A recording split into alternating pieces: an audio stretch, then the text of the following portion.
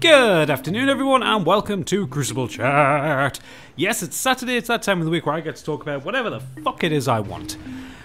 In the background, there's going to be a bit of fairly inconsequential Call of Duty footage. It's something I just pulled off my hard disk because I didn't have time to actually record some new gameplay. I have no idea what it is, but hey, you know, it's not going to be my best, but it's going to be Call of Duty. Anyway, what I wanted to talk to you about this week is the lost art of the video game soundtrack.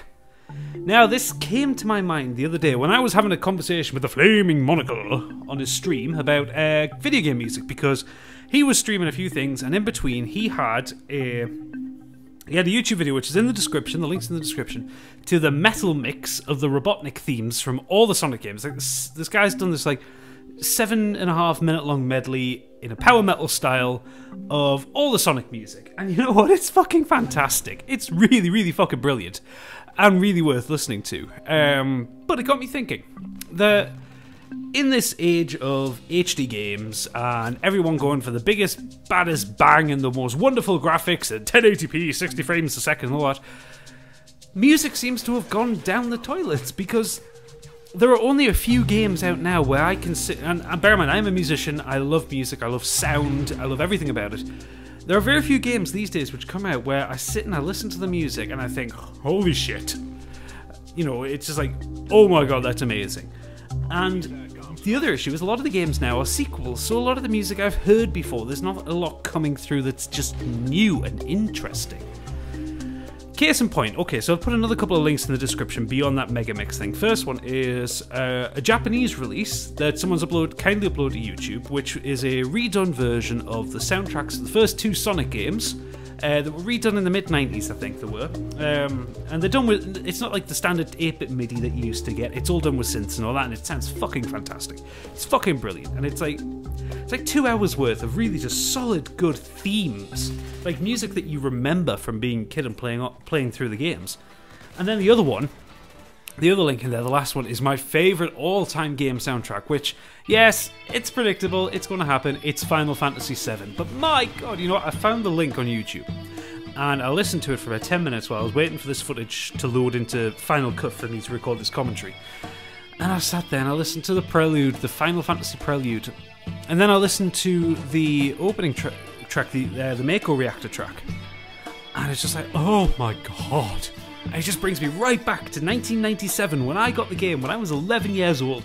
And I was sat in my bedroom the day I got the game. It was the summer holidays, my mother had bought it to keep me occupied and keep me out of her hair for a day. And it ended up consuming my whole summer. And I sat in my room and I didn't care for anything else that was happening in the world. And I played that game and I didn't even...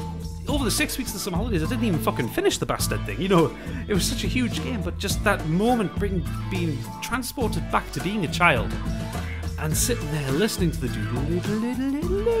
that bit, it's just like, oh my god, Nobu Uematsu, my god, you are such a good composer. And then I think about modern games. And don't get me wrong, there are some modern games that do music really well, and I'm not talking about things like Grand Theft Auto or Fallout, where they're like curated songs, you know, where someone's gone, oh, we need songs for like this radio station to fit this mood. No, I'm talking about original compositions here. There aren't a lot that strike me. Now, in the last kind of, I don't know, 3 or 4 years, the ones that have struck me, The Witcher 3 has an awesome soundtrack by a couple of Polish composers, and it's really fucking good, and you can hear it when you play the game, but you also actually get the soundtrack with the game, which I also quite like. Bloodborne and the Souls games. Now, their use of the soundtrack is really interesting because throughout the actual game itself, there is no music, there's just the sounds around you. Because you kind of need to listen out for things coming for you. The music that you get in the game is in the boss fights, and so each track is scored for a boss, and it's like a character piece, it's like a theme for that character. But sorry, I just hit the mic there. Your character doesn't have a theme, you don't have music of your own, it's all the things that you're fighting, the big things that you're fighting have themes. And it works out really well. I mean, the first time you fight the Asylum Demon in Dark Souls, you have this wonderful orchestrated, just like, it's just this crescendo that builds up till you kill it. And a few bosses are like that, but then you get to, I'm trying to think of the boss. Oh, which one is it? You get to Quelaag. And the music is a bit more serene. It's still sinister, but it's like, it's quieter, it's not as in your face. And there's a few bosses in Dark Souls like that. Ornstein Smough, they're very much like that. It's quite... If you were to listen to it without knowing that it's a boss fight, it's actually quite a beautiful piece of music. And it kind of evokes the stature of the two knights that you're fighting.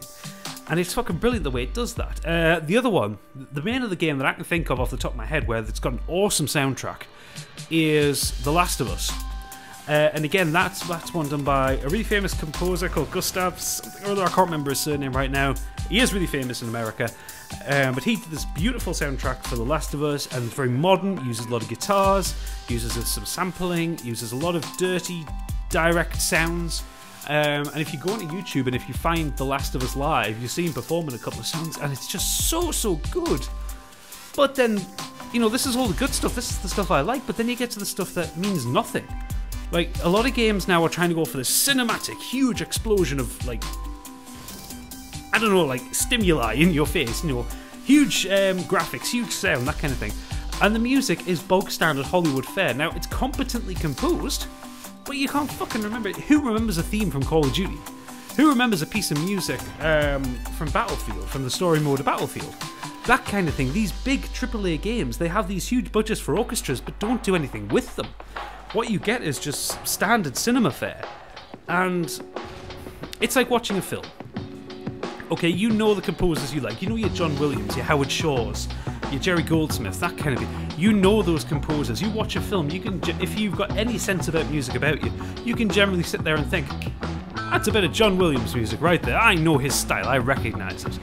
Then you watch some, like, slightly lower budget film, and yeah, there's music there, and it's competent, and it gives you, like, the right mood and the right time, but you come away with nothing and you don't remember. That's what it's like for gaming for me.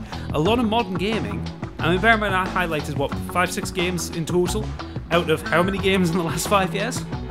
You know, you come across so many different styles and so many different ideas, musically, with games, but very few stick in your mind. But then if you think back to the olden days, you know, you think back to the Mega Drive Genesis or the SNES, the NES, that kind of thing, where they had these very small games. I mean, bear in mind, like a Sonic game, you can rattle through in a few hours, but you know, at the time you couldn't save it. You couldn't save games, so you had to rattle through them. But what the game lacked in length, it made up for in quality. You know, there were always great games to play, but the music was always spot on. You know, if I was to say to you Emerald Zone, chances are you'll probably remember that music.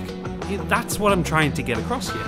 You know, you play these games so much when we were a kid back in the day that this music got entrenched in your mind, and then, you know, you hear it nowadays. If you put on that, if you click that YouTube link after you finish watching this video, the one for the Sonic music, you'll just go, my God! I remember that, and that's the reaction music should have. I'm very impassioned about this. I don't know if you can tell, because I love music, and I love music to be good, and I love music to be right.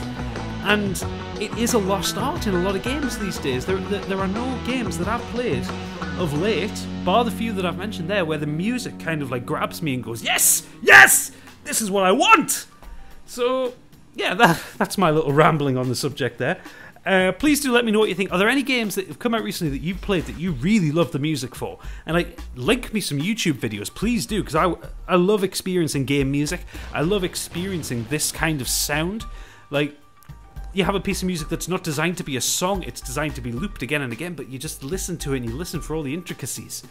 Let me know what you think of this. Please leave a comment below, and if you enjoyed this, please do leave a like and subscribe. And come back next week for more from Crucible Chat. For now though, good night.